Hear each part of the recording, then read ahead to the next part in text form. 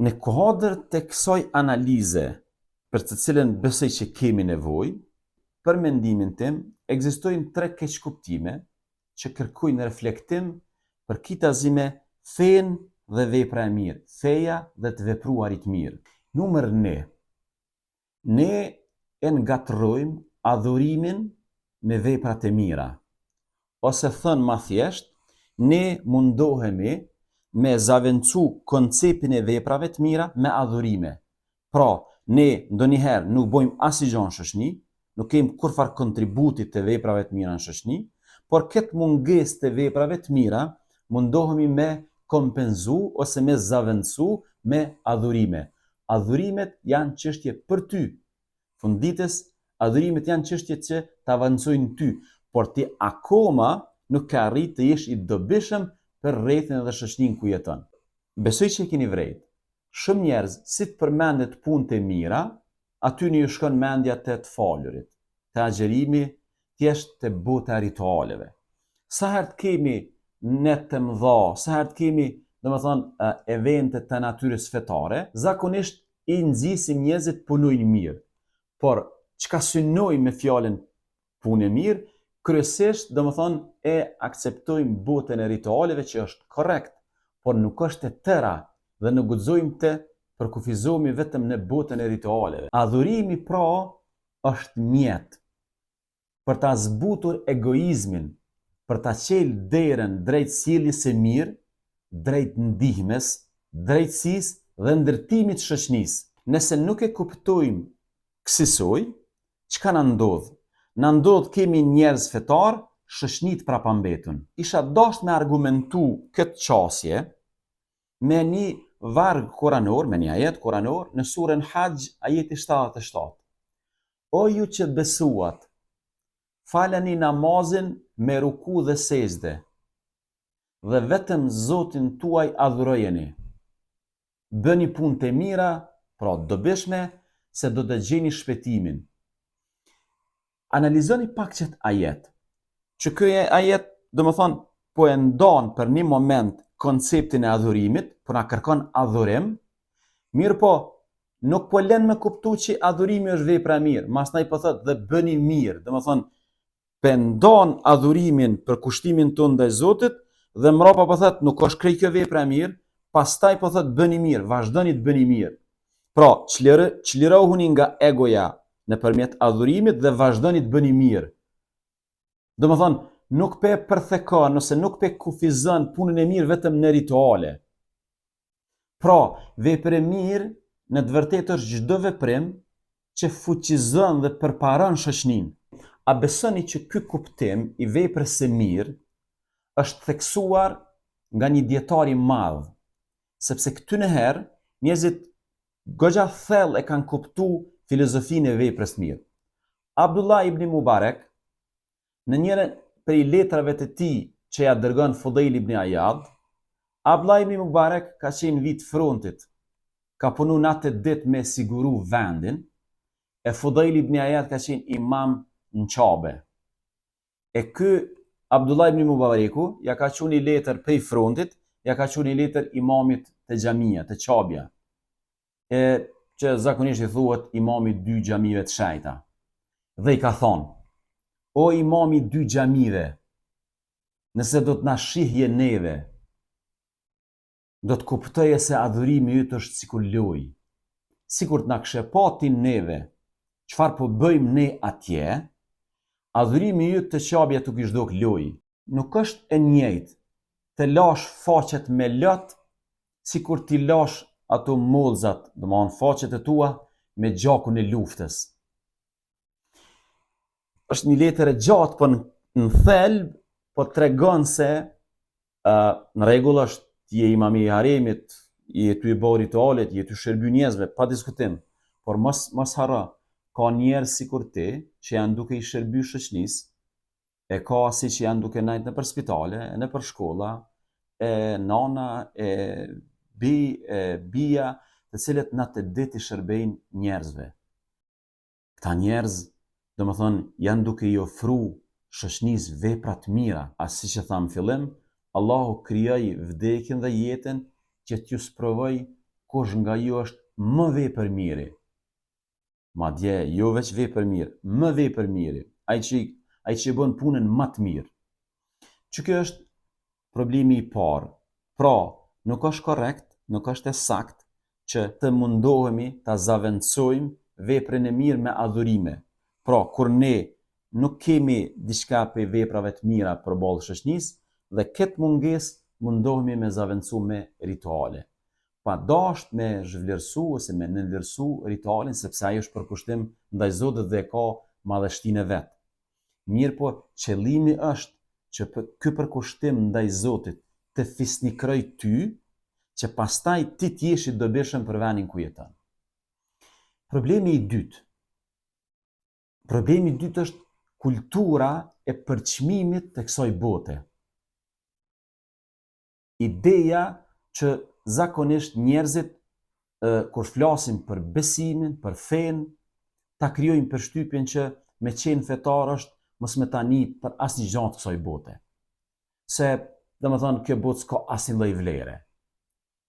Dhe ky është një keq kuptim me të vërtet serioz. Pse? Sepse ti jeton një botë nëpërmjet cilës synon me fitu botën tjetër. Dhe një botë e cila ta siguron ty botën tjetër, nuk mund të thuash që ajo nuk është e rëndësishme. Ajo është e rëndësishme, sepse mënyra që ti sillesh në të, ta garanton botën tjetër. Kjo botë mund të jetë e parëndësishme, vetëm nëse ti e përdor këtë botë në asë forme që kjo botë nuk ta siguron botën tjetër. Nëse kjo botë nuk ta siguron botën tjetër, është e pavlerë. Por nëse kjo botë ta siguron botën tjetër, kjo është botë me vlerë. Domethënë, Islami nuk erdhi të na ndihmoj ta urrejmë dynjan, ta urrejmë të mirën e kësaj bote. Por erdhi të na mësoj, ta ndërtojmë, ta përmirësojmë dhe na instaloj idenë që duke ndreq këtë botë mundu me fitu botën tjetër. Pra, Islami erdhi me idenë që kjo botë edhe ajo botë janë një vijë. Dhe bota tjetër fitohet nëpërmjet kësaj bote. Pejgamberi alayhis salam tha, nëse vjen dita e gjykimit, nëse ndodh kiameti dhe në dorën e ndonjërit për jush është një fidan, le ta mbjell atë. Po qysh me mbjell, është u bë kiameti? Le ta mbjell atë, se është detyra jote është me mbjell në këtë botë. Detyra jote në këtë botë është me bë vepra të mira, me ndërtu jetën me vepra të mira. Pyetja shtrohet, qysh mundesh me bë vepra të mira në një botë ku ti nuk e vlerëson? Është paradoksale paksa. Ky hadith, kjo thonje profetike, na tregon se feja dëshiron veprime konkrete që përmirësojnë jetën.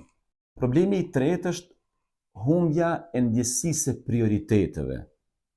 Domethënë, ideja prioriteteve. Shishoni, që kjo puna e Gazas në Palestinë dhe njerëzve që shkojnë me miliona në umre, në vizitat e Qabes, po tregon se, domethënë, shumë fetar ka njëherë nuk janë të aftë të kryjnë detyrat e momentit, e qastit, ato që janë permanente, ato që janë detyrë e momentit, dhe duke qenë se ata s'po munden me i kry detyrat e momentit, dhe kjo pju prodhon ndjenja jo të mira, pju krijon një farë lloj fajësie, për me shëru këtë lloj fajësie, ata quhen bojnë vepra tjera të mira që i kanë të mundshme.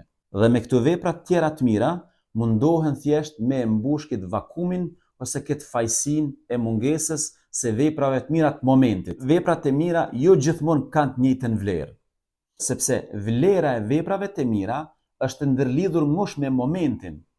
Është një moment që vepra mirë vlerësohet, domethënë, deri në 700 fish.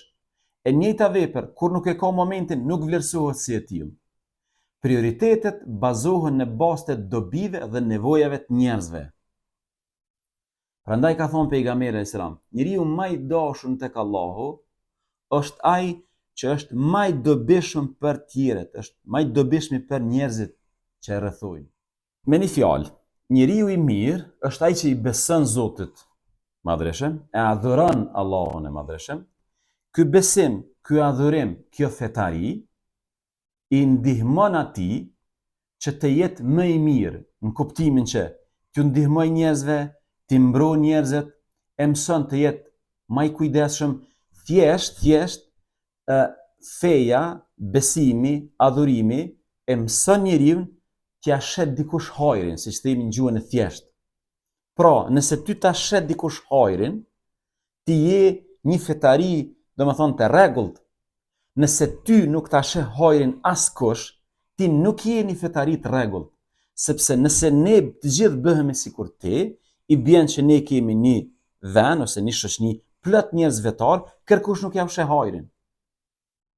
Prandaj, problemi kanjëherë nuk është te mungesa e fesë, por është te keqkuptimi i saj. Gabojnë njerëzit kur shohin fetar, si me thonë parazit, që si ja sheh kërkush hajrin, edhe tash këta njerëz quhen e ofendojnë ose e luftojnë fenë. Nuk është problemi te feja, është problemi te keqkuptimi i fesë. Zoti kërkon të jemi të drejtë, kërkon të jemi të mëshirshëm. Zoti kërkon të jemi të dobishëm. E bukura e fesë është se ajo erdhi ta ndriçojë jetën.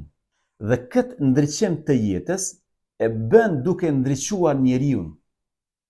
Prandaj, kur ne jetojmë me një hapësirë ku nuk ka ndriçim të jetës, dhe aty ka fetar, i bën që këta fetar kanë një problem, sepse feja ka ardhur me ndriçu jetën, por ka ardhur me ndriçu jetën nëpërmjet njeriu, të ndriçu njeriu. Dhe nëse njeriu fetar nuk arrit me ndriçu vendin ku ai jeton, i bën që këtu kemi një keqkuptim të thellë të fesë. Le ta mbajmë në mend se adhurimi më i madh është shërbimi ndaj njerëzve, është me ta pa dikush hajrin. Dhe në këtë mënyrë, devotshmëria kthehet në veprim. Fetaria kthehet në veprim.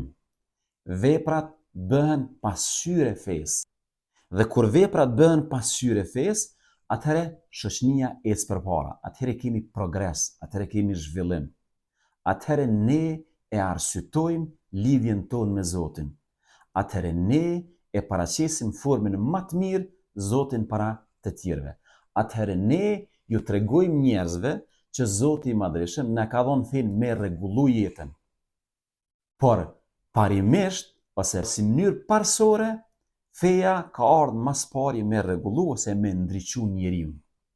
Dhe me ndriçimin e njeriu të ndriçohet jeta dhe vendi ku ai jeton.